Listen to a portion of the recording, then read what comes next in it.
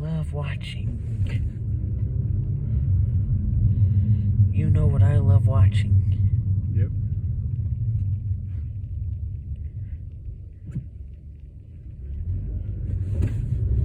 You know that I love wolfuses? Yes. You know that I love flathead? Yes. We need to get a haircut before we go to Tampa, don't we? Yep. Okay. When are we gonna do that? I don't know. Maybe tomorrow. Actually, you like to go on Saturday, right? Yep. So we'll do it Saturday. I don't know anything we got going on Saturday. Oh yeah, Miss Sandy's coming over and I'm making that rib roast. Oh.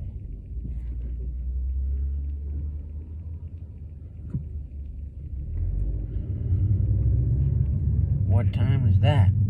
You need to talk to the council. The level of their home, trying to find their toy or their bear.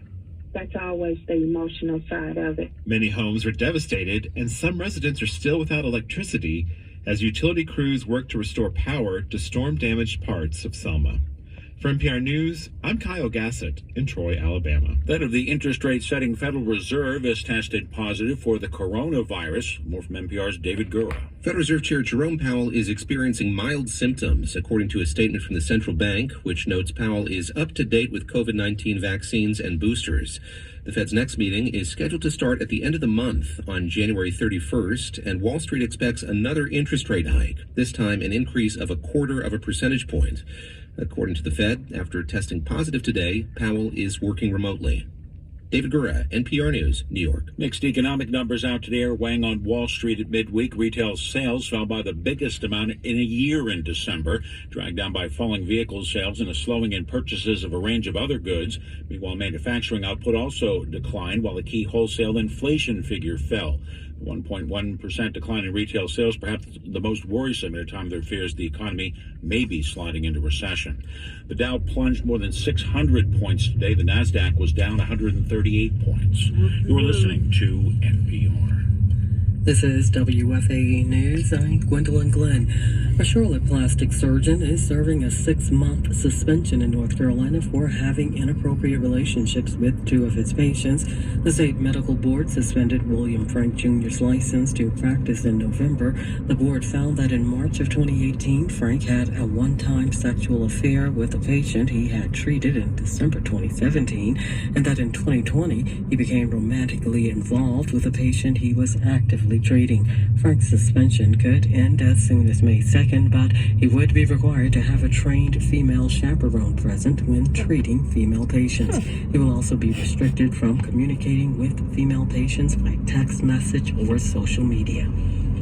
North Carolina's passenger rail NC by train service between Charlotte, Raleigh, and the Northeast experienced its highest total ridership in 2022. According to state transportation officials, last year more than 522,000 passengers rode the rail service, which has 4 daily round trips between Raleigh and Charlotte, in addition to the Northeast. That's the highest in the train's 32-year history. It comes at a time when travel patterns have been disrupted by the pandemic and other economic factors. October saw the highest number of riders, with nearly more than 55,000 passengers using NC by train. Yay! The first black woman to serve in the North Carolina General Assembly has died. Annie Brown Kennedy of Winston-Salem was 98. Her son told the Winston-Salem Journal that she died at her home on Tuesday from natural causes. She first joined the House in 1979 to fill a vacancy. A plaque inside the legislative building in Raleigh recognizes her pioneering achievement. Kennedy ran unsuccessfully to keep her House seat in 1980, but was reelected to return to Raleigh 2 years later and stayed for a decade longer. Kennedy was a lawyer who ran a law practice with her husband and 2 of her sons. It's cloudy in Charlotte and 61 degrees, 59 in Hickory. This is WFAE News. Support for NPR comes from Fox with the new crime anthology series, Accused. Every week, a new case, a different defendant, and an unpredictable story designed to keep viewers guessing. Accused series premieres Sunday on Fox. This is All Things Considered from NPR News. I'm Ari Shapiro. And I'm Juana Summers. The economy is driving towards a cliff and... I don't want to hear that shit. What?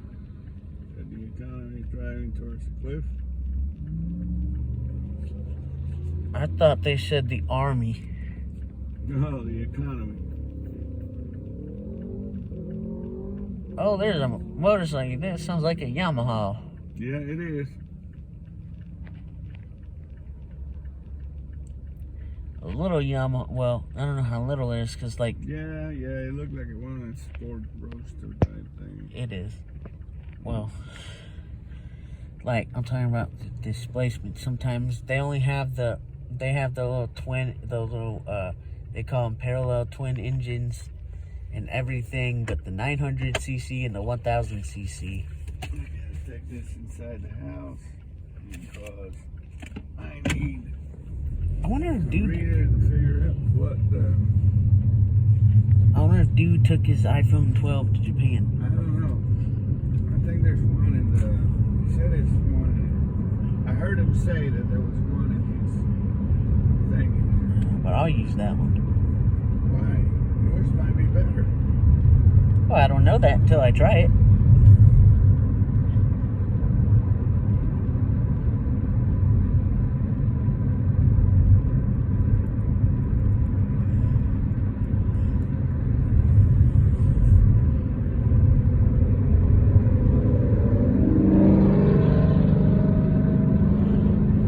What do you need with an iPhone 12 like that? I don't need anything, Joey. I'm trying to save money. I know, I'm just saying. If I activate that phone... I would have more fun with the iPhone 12 than you would, is all I'm saying. Oh, okay. Yeah, I got no problem with that.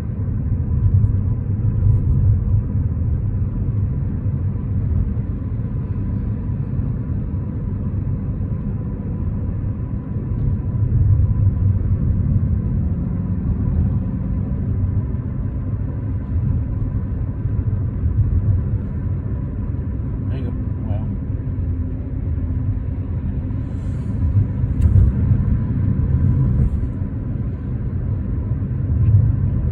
Wow. Wow.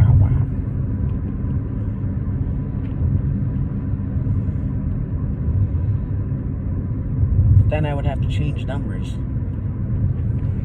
Which is fine. I mean, well, Why would you have to change them? because that line would be on dude's number. I don't know if you can have two lines in the same number. Well, we can always ask if they can put that number on the other phone. You know what I'm going to ask for? What? 543-1320. On your phone? Yeah, on the other phone if I activate it.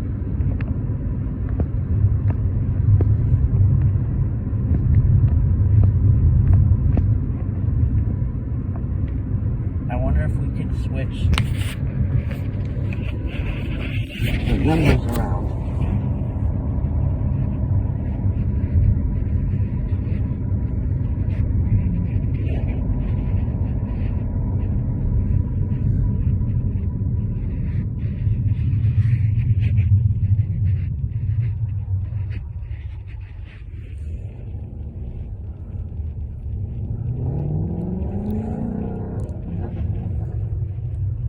That's a Mustang.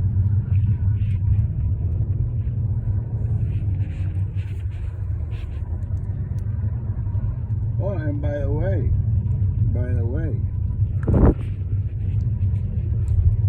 I don't know what it is with you, but you were disagreeable this morning.